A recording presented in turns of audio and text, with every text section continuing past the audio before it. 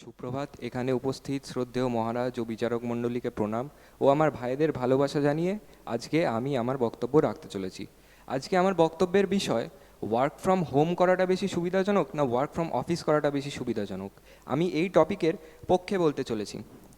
আচ্ছা, বিপরীত টিমের বক্তারা যে বলে গেলেন যে যদি সত্যি ওয়ার্ক ফ্রম হোম করাটা এত সুবিধাজনক হয়, তাহলে আমরা ঘরে বসে অনলাইন মিটিং না করে কেন আমরা আশ্রমে এসে ভিএসসির জন্য প্র্যাকটিস করতে অফলাইন মিটিং করছি?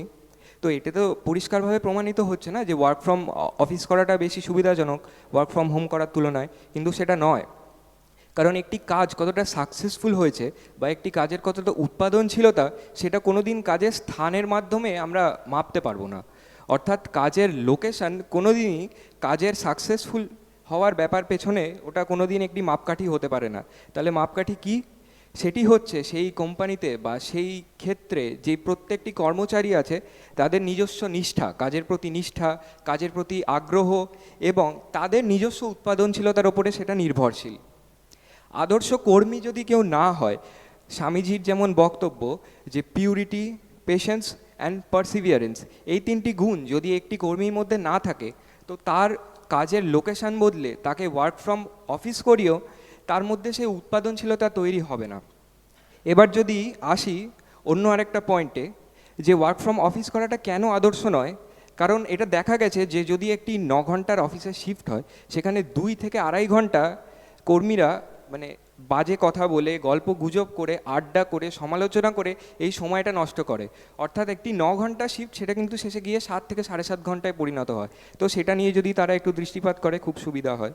আচ্ছা, এবার যদি আসি ওয়ার্ক ফ্রম হোমের কিছু সুবিধাতে, তাহলে সবার আগে বলবো যে যাতায়াতের যেই সময়টা সেটা অত্যধিক পরিমাণে বাঁচে।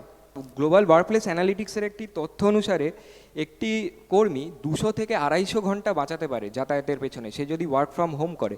আর এই যে এতটা সময় যে বাঁচছে, 200 থেকে 250 ঘন্টা যে বাঁচছে, সে সেই সময় সদ্ব্যবহারও করতে পারে। দুভাবে সদ্ব্যবহার করতে পারে। কি করে?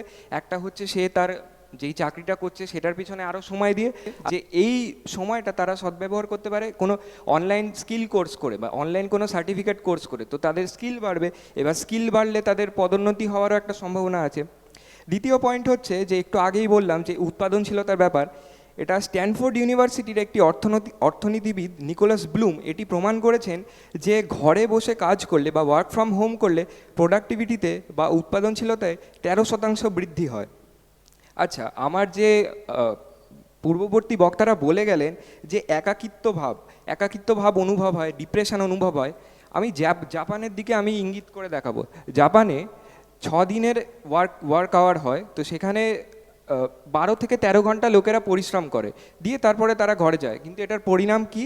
এটার পরিণাম হচ্ছে যে তারা মানসিকভাবে প্রচণ্ডভাবে মানে মানে ক্লান্ত হয়ে গেছে, তারা প্রচণ্ডভাবে ডিপ্রেসড, তারা আর কাজ করতে চাইছে না। কিন্তু আর তাদের ঘরে সময় দেওয়ার কোনো মানে সময় নেই। কারণ যদি 7 ঘন্টার 7 দিনের একটা যদি দিনে যদি আপনাকে 6 ঘন্টা অফিসে 12 থেকে 13 ঘন্টা কাটাতে হয়, তাহলে আপনাকে ঘরে সময় দেওয়ার জন্য কি সময় থাকবে?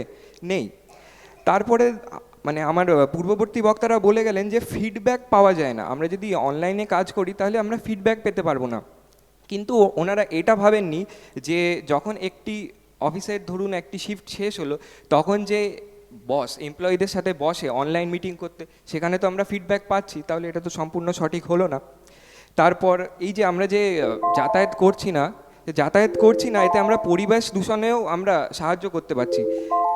54 million ton greenhouse gas emission আমরা কমাতে পারছি। তো এই বলে আমি আমার বক্তব্য রাখতে চাই। ধন্যবাদ।